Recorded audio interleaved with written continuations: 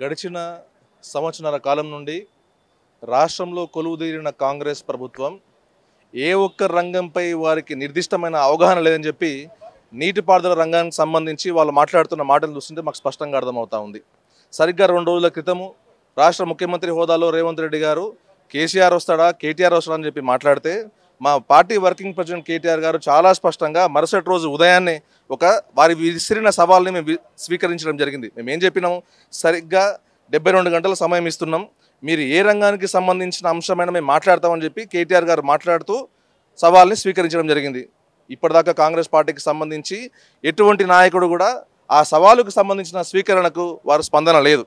రెండవది, కాళేశ్వరానికి సంబంధించి వారు అనేక మాటలు మాట్లాడుతున్నారు.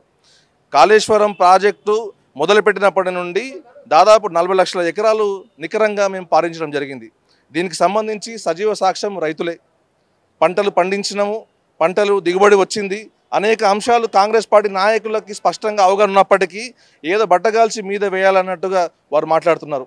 పాలమూరు రంగారెడ్డికి సంబంధించి కూడా కల్వకుర్తికి సంబంధించిన కాంగ్రెస్ పార్టీకి సంబంధించిన నాయకులు మాట్లాడుతున్నారు, జూలైలో ఎప్పుడు కూడా నీళ్ళు ఇవ్వలేదు గతంలో కేసీఆర్ పరిపాలనలో టీఆర్ఎస్ ప్రభుత్వం అని చెప్పి వాళ్ళు చెప్పినారు. మరి సరిగ్గా నిన్న సాయంత్రం ఉత్తమ్ కుమార్ రెడ్డి గారు అని చెప్తా ఉన్నారు, లేదు మేము కల్వకుర్తికి సంబంధించి కేఎల్ఏకి సంబంధించి మేము పంపులు ఆన్ చేస్తామని చెప్తా ఉన్నారు.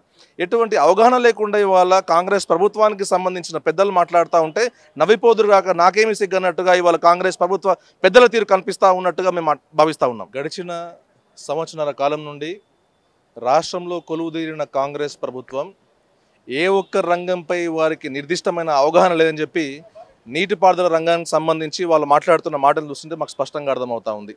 సరిగ్గా 2 రోజుల క్రితము రాష్ట్ర ముఖ్యమంత్రి హోదాలో రేవంత్ రెడ్డి గారు కేసీఆర్ వస్తాడా కేటీఆర్ వస్తాడా అని చెప్పి మాట్లాడితే మా పార్టీ వర్కింగ్ ప్రెసిడెంట్ కేటీఆర్ గారు చాలా స్పష్టంగా మరుసటి రోజు ఉదయాన్నే వారి విసిరిన సవాల్ని మేము స్వీకరించడం జరిగింది. మేము ఏం చెప్పినాము, సరిగ్గా 72 గంటల సమయం ఇస్తున్నాం, మీరు ఏ రంగానికి సంబంధించిన అంశమైనా మేము మాట్లాడతామని చెప్పి కేటీఆర్ గారు మాట్లాడుతూ సవాల్ని స్వీకరించడం జరిగింది. ఇప్పటిదాకా కాంగ్రెస్ పార్టీకి సంబంధించి ఎటువంటి నాయకుడు కూడా ఆ సవాలుకు సంబంధించిన స్వీకరణకు వారు స్పందన లేదు. రెండవది, కాళేశ్వరానికి సంబంధించి వారు అనేక మాటలు మాట్లాడుతున్నారు. కాళేశ్వరం ప్రాజెక్టు మొదలుపెట్టినప్పటి నుండి దాదాపు 40 లక్షల ఎకరాలు నికరంగా మేము పారించడం జరిగింది. దీనికి సంబంధించి సజీవ సాక్ష్యం రైతులే. పంటలు పండించినము, పంటలు దిగుబడి వచ్చింది, అనేక అంశాలు కాంగ్రెస్ పార్టీ నాయకులకి స్పష్టంగా అవగాహన ఉన్నప్పటికీ ఏదో బట్టగాల్చి మీద వేయాలన్నట్టుగా వారు మాట్లాడుతున్నారు.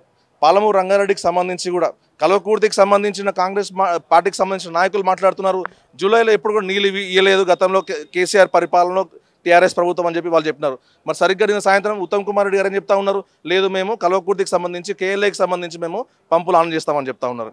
ఎటువంటి అవగాహన లేకుండా ఇవాళ కాంగ్రెస్ ప్రభుత్వానికి సంబంధించిన పెద్దలు మాట్లాడుతూ ఉంటే నవ్విపోదురు కాక నాకేమీ సిగ్గన్నట్టుగా ఇవాళ కాంగ్రెస్ ప్రభుత్వ పెద్దల తీరు కనిపిస్తూ ఉన్నట్టుగా మేము భావిస్తూ ఉన్నాం.